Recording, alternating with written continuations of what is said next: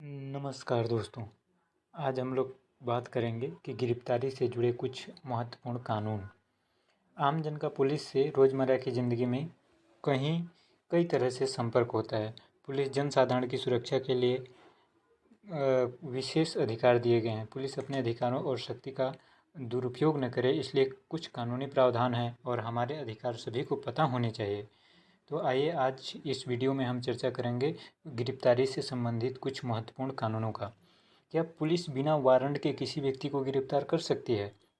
तो हम सब फिल्मों में कभी न कभी देखा ही होगा कि जब कोई पुलिस अधिकारी किसी को गिरफ्तार करने के लिए जाते हैं तो सामने वाला व्यक्ति उस अधिकारी से पूछता है, क्या आपके पास मुझे गिरफ्तार करने के लिए वारंट है? लेकिन असल ज़िंदगी में ऐसा नहीं है। दंडिक विधि में अपराध को दो प्रकार का माना गया है, एक तो संज्ञेय कॉग्निजेबल और एक असंज्ञेय नॉन कॉग्निजेबल। ऐसे अपराध जिसमें पुलिस किसी व्यक्ति को बिना वारंट के गिरफ्तार कर सकती है वह संज्ञेय अपराध होते हैं, कॉग्निजेबल ऑफेंस कहलाते हैं। आमतौर पर ये अपराध गंभीर प्रकृति के होते हैं, जैसे कि हत्या हो गया, बलात्कार हो गया, दहेज हो गया, दहेज हत्या, अपहरण आदि। वहीं दूसरा होता है असंज्ञेय अपराध, नॉन कॉग्निजेबल ऑफेंस। ये अपराध होते हैं जिनमें पुलिस अधिकारी बिना वारंट के किसी को गिरफ्तार करने का अधिकार नहीं रखते। ये ऐसे अपराध को गंभीर किस्म के अपराध जो ऐसे अपराध होते हैं वे गंभीर किस्म के नहीं होते हैं, जैसे कि किसी का मानहानि करना। इसमें बिल्कुल स्पष्ट हो जाता है कि पुलिस को बिना वारंट के किसी व्यक्ति को गिरफ्तार करने का अधिकार नहीं होता, बशर्ते कि वह अपराध संज्ञेय हो। पुलिस जैसे ही किसी को गिरफ्तार करती है तो 24 घंटे के भीतर मजिस्ट्रेट के समक्ष उपस्थित कराना होता है। उसको गिरफ्तार किए गए व्यक्ति को 24 घंटे के अंदर मजिस्ट्रेट की कोर्ट में पेश कराना जरूरी होता है। बिना मजिस्ट्रेट के आदेश के 24 घंटे से ज़्यादा हिरासत में रखना गैरकानूनी है। शनिवार या रविवार या किसी भी त्यौहार की छुट्टी वाले दिन भी अदालत की ड्यूटी मजिस्ट्रेट, स्पेशल मजिस्ट्रेट बैठते हैं। ध्यान दें कि 24 घंटों में पुलिस स्टेशन से अदालत पहुंचने यात्रा में लगे समय को गणना में नहीं लिया जाता है। क्या गिरफ्तार व्यक्ति पूछताछ के दौरान अपने वकील से मिल सकता है? तो इसकी जानकारी बता देता हूँ। जब किसी व्यक्ति को गिरफ्तार किया जाता है और पुलिस द्वारा पूछताछ की जाती है, तब गिरफ्तार व्यक्ति पूछताछ के दौरान अपनी पसंद के अधिवक्ता से मिलने का हकदार होता है, किंतु संपूर्ण पूछताछ के दौरान नहीं। इसलिए यह कहना ठीक होगा कि गिरफ्तारी और पूछताछ के दौरान भी गिरफ्तार व्यक्ति के पास उचित कानूनी परामर्श लेने का अधिकार होता है। गिरफ्तारी के वक्त ध्यान रखने योग्य कुछ महत्वपूर्ण बातें हैं। गिरफ्तारी के समय पुलिस को गिरफ्तार व्यक्ति को यह बताना होता है कि उसे क्यों गिरफ्तार किया जा रहा है। सिर्फ यह कहना पर्याप्त नहीं है कि उसके खिलाफ शिकायत दर्ज हुई है।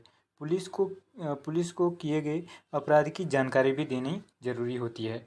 गिरफ्तार किए जाते समय गिरफ्तारी स्थल पर गिरफ्तारी का मेमो बनाया जाता है, जिसमें वहाँ के एक सीनियर व्यक्ति का, उसके परिवार के किसी व्यक्ति का साइन लिया जाता है। या तो अगर परिवार वाले साइन नहीं करते हैं तो वहाँ के मुख्य आदमी जो होता है, मेन पटेल हो गया मुख्य, उससे साइन लिया जाता है।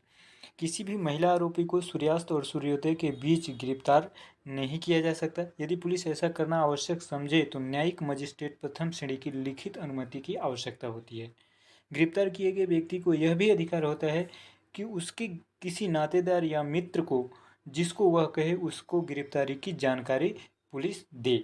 गिरफ्तारी के समय जोर जबरदस्ती और गैर कानूनी है। हिरासत में लेने के लिए जितना कम से कम बल लगता हो उतना ही इस्तेमाल किया जा सकता है। यदि मौखिक अभ्यर्पण मतलब अपने को मौखिक तौर पर गिरफ्तार होने वाला व्यक्ति स्वयं को पुलिस के हवाले या हिरासत में अपने आप को दे देता है तो हाथ लगाना गैर कानूनी है।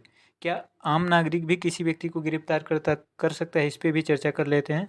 तो पुराने जो दंड प्रक्रिया संहिता की धारा 43 था, उसमें धारा 43 में यह प्रावधान दिया गया था कि किसी आम नागरिक के समक्ष में कोई व्यक्ति संज्ञेय अपराध, कॉग्निजेबल ऑफेंस करता है, तो गैर जमानती अपराध करता है, तो ऐसे व्यक्ति को गिरफ्तार जनसाधारण द्वारा किया जा सकता था।